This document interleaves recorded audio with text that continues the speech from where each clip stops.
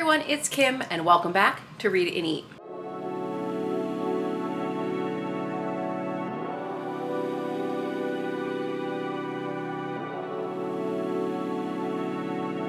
Welcome back to Read It and Eat. It's been a beat. I didn't mean to rhyme right there. And I wanted to jump in, post, tell you guys I'm still out here in the universe, and talk about some books that I recently picked up. I don't like to post too many book hauls on this channel because I do recognize it kind of promotes consumerism, but I participated in a research survey where I was interviewed by a platform for 45 minutes and they gave me a $50 gift card to Barnes & Noble, so I went and bought some new books. So I have some books here. I have 5 in total. 2 I bought used, 3 I bought brand new using that gift card, combined with Barnes & Noble was having their 50% off sale for back to school off of some hardcovers, so I put it to good use. I'd say at this point in my bookish journey, the majority of the books I'm buying are used at this point, but it is nice every once in a while, like I had a gift card. I don't have to feel bad about having a gift card for participating in a survey. Anyway, let me jump in and get started. So these 2 books I got used from Open Books Chicago. If you don't know about Open Books Chicago, they are a nonprofit that takes gently used books and sells them back to the public. They now, I think, they might have 3 store locations in Chicago, but they ship anywhere in the US and they use the funding from selling the books to bring literacy programs all across the Chicagoland area. I used to volunteer with them when I lived in Chicago, so every once in a while I'll pop in and look under their food writing section, and I was able to find 2 books. The first is by Calvin Trillin, Feeding a Yen, Savoring Local Specialties from Kansas City to Cusco. And he is not officially a food writer, I believe, but he is someone who travels the world in search of food. And it's his adventures as he tries all kinds of different delicious dishes, So he, I think, is more of a generalized nonfiction writer. He is a bestseller. This book has been around for a while, and I'm just trying to find the publication. 2003. So now at this point, this book is 20 years old, which is kind of crazy. I guess that means I'm getting older. Oh, here, I found it about the author. Calvin Trillin, a longtime staff writer for The New Yorker, has written 3 previous books on eating: American Fried, Alice, Let's Eat, and Third Helpings. In 1994, these books were combined into one volume entitled The Tummy Trilogy. Oh, I know The Tummy Trilogy. I've seen that book before. Maybe I'll pick that up used then, so I don't have to buy the 3 individual books. He lives in New York. Now, this book was published 20 years ago. He's probably gone on to write other books. I got this used for $4, so I'm super excited. It's a short read. It's just shy of about 200 pages, but I love when food writing and travel writing kind of intersect together. I like the journey. I have a whole business about curating culinary adventures with the Read It and Eat box, so this is gonna be right up my alley. So shifting gears into more of food history, I have The Rise and Fall of the Sugar King, The History of Williamsburg, Brooklyn from 1844 to 1909 by Jeffrey Cobb.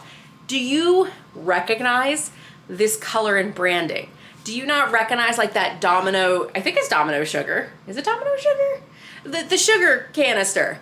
I immediately saw the cover and I wanted to learn more. So let me read the back for you. The history of Williamsburg, Brooklyn, and the rise of the American sugar industry are so intertwined that it is impossible to separate them.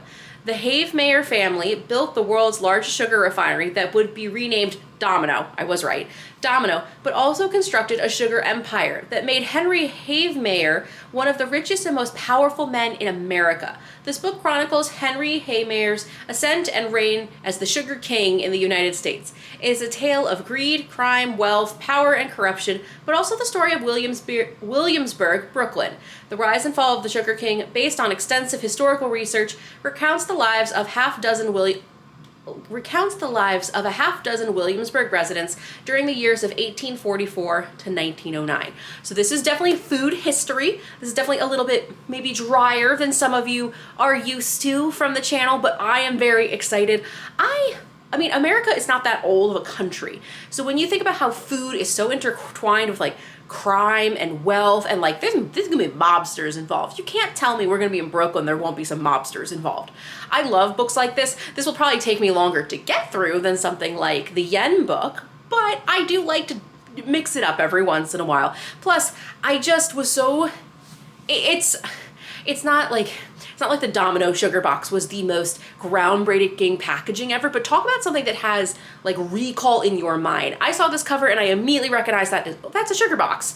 I eventually got to Domino, but I love when books and covers do this. Kudos to whoever this like cover design was. Okay, the next 3 books are the hardcovers I bought with my gift card, and they are all 2023 releases. So let me start with the newest book that just came on shelves this week. This is No Meat Required, A Cultural History and Culinary Future of Plant-Based Eating by Alicia Kennedy. So now I have been a subscriber to Alicia Kennedy's newsletter for many years, and I knew Alicia Kennedy was working on this book. So I actually went up to the customer service desk, because I think it was like it was Saturday, and the book was supposed to come out on Monday. And I went up to the customer service desk and I was like, do you have this book in the back? And they were nice enough to go get it for me, because otherwise I would have just asked them to order it and send it to my bookstore. But it's here, and it's such a beautiful cover. If you haven't followed Alicia Kennedy on Instagram, please do. She is a badass. I know the grass is always greener on the other side, but I love her curly hair. That's not the only reason I love her. I think she's an authority on meatless eating, but not just like from a vegan. She comes at it from multiple angles. So let me just read the inside of the book for you. The vegan diet used to be associated only with eccentric hippies and tofu-loving activists who shop at co-ops and live on compounds. We've come a long way since then. Now, fine dining restaurants like 11 Park Madison cater to the chic, upscale clientele with a plant-based menu, and Impossible Whoppers are available at Burger King. But can plant-based food keep its historical anti-capitalist energies if it goes mainstream? And does it need to? In No Meat Required, author Alicia Kennedy chronicles the fascinating history of plant-based eating in the United States, from the early experiments in tempeh production undertaken by the farm commune in the 70s, and the punk vegan cafes and anarchist zines of the 90s, to the chefs and food writers seeking to decolonize vegetarian food today. Many people become vegans because they are concerned about the role capitalist food systems play in climate change, inequality, white supremacy, cruelty toward animals, and environmental and cultural degradation. But a world in which Walmart sells frozen vegan pizzas and non-dairy pints of ice cream are available at gas stations raises distinct questions about the meaning and goals of plant-based eating. Kennedy, a vegetarian, former vegan, and once proprietor of a vegan bakery, understands how to present this history of sympathy, knowledge, and humor. No Meat Required brings much needed depth and context to our understanding of vegan and vegetarian cuisine and makes a passionate argument for retaining its radical heart. So now, I am not a vegan or a vegetarian, but I have thought about it many times. And I like books like this because I think veganism has such a bad reputation, but I also work in a world where I produce food, and I understand when people come in and say, well, the vegan pizza category has a 4-year CAGR with huge year-over-year growth of 50%. We've got to start producing vegan pizzas. Like, I work in food, so I hear all the time about brands stretching into new territories for mass product consumption. So I'm very interested to see Alicia take different angles from this. It's not the largest book. I was a little surprised, but that's okay. So even with, oh my God, the bibliography back here, guys, is extensive. It's like 30 pages. The book itself is, for reading, 168 pages. It's not that long, but this is pages of citations, interviews, and index. So it's very thoroughly researched, and I'm very excited. I have a book I need to read for book club, but like, this is the next book on my list. I'm so excited to read this.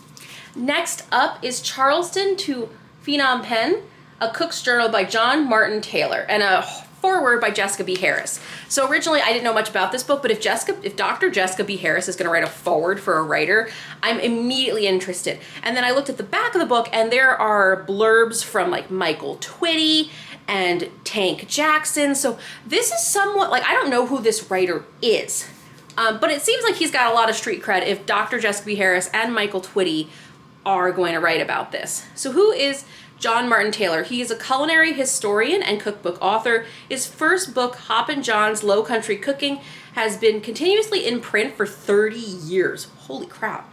And his writing has appeared in publications including the New York Times, Washington Post, and Gastronomica.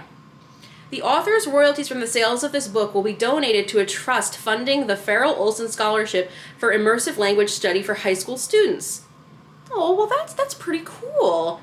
Interesting. So first off, I really was intrigued by this cover, but why did I pick this up? You are the blurb at the top, and this is the foreword from Jessica Harris. You are about to make a friend. Meet John Martin Taylor. The tales that are told here are an exuberant love letter to a life well lived, a life that is savored daily, one seasoned with thought, simmered with humor, and served up with joy. So he is a food historian, and this book is all about a lot of his essays and travels. He's going to go into the Caribbean, Italy, France, Eastern Europe, and Asia. He was raised in the South by eccentric scientists and low country cooking. So again, give me a culinary adventure. I would love to see what this guy experiences and what his lens is growing up in the South and where he goes in the world. I don't want to it's hard because I just don't know what these adventures are going to be like, but it's also a striking cover. It came out earlier this year. I've been circling. I have this habit of going to Barnes & Nobles with my husband. I go to the section, I take pictures of books, and then I don't buy them. So this one's been on my radar. I guess technically it came out in 2022, but at the end of last year. So it's still fairly new in my book, which I should probably get a reality check that we're more than halfway through 2023. But to me, this is still new, and I am very excited. And the final book I picked up was National Dish, Around the World in Search of Food, History, and the Meaning of Home by Anya van Bremzen. Anya van Bremzen. So I know of this author because Olive from a book Olive gave me one of her other books when we did a book exchange. The book that Olive gave me was Mastering the Art of Soviet Cooking, and this is her newest book. And this is a different kind of culinary adventure. I love learning about the national dishes from other countries, and I'm just fixing my cover, sorry. If you can look on the front, I think it's focused for you guys. You can see ramen, pizza, pot de fou, rice, meze. I am super excited to learn about other countries and their culinary dishes, and their national dishes, excuse me. What I like about this book, also when I was looking through the contents page, is that each chapter, if you will, is a different country and a different dish, which means I can read a chapter of this, put it down, and come back to it as I need. Plus, the blurbs on the back are amazing.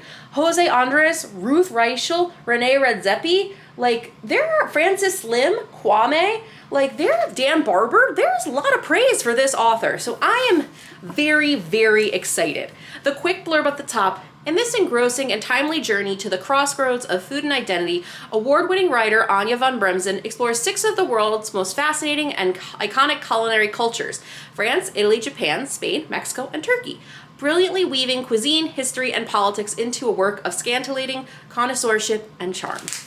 I'm very, very excited. Like I mentioned, I try not to buy hardcover books. I try to buy new books. I try to support. I don't know. I don't really have to explain myself, but I don't normally try to buy books actually from Barnes & Nobles. I try to use bookshop.org. I try to buy them used, but it was really nice to get a gift card and use it. I finished the survey and you could pick from 30 different places to get gift cards from. And part of me was like, be a responsible adult. Go use it on groceries. And then my husband leaned over. He's like, use it on yourself. Buy yourself something nice. So I was able to buy myself some lovely books, 5 books. And I don't think the last time I bought books was since May and my trip to Seattle. Not that Anyway, I am very excited for this recent book haul. Let me know which books you want me to review, do individual reviews for, or talk about and discuss. Let me know in the comments below. If you haven't seen my most recent video about books about hospitality and the front of the restaurant, please go give that video some love. It tanked pretty hard, which was a little discouraging. Partially might be why I was not around filming more videos, because I really like making you guys lists, but then it's just not producing. Maybe I just need to go adjust those keywords. Anyway, please don't forget to hit like and subscribe. I try to post a video a week. I'm not always great about it, but I am here and I love to talk to you guys about food writing and culinary ventures, and I will see you in the next video. Bye.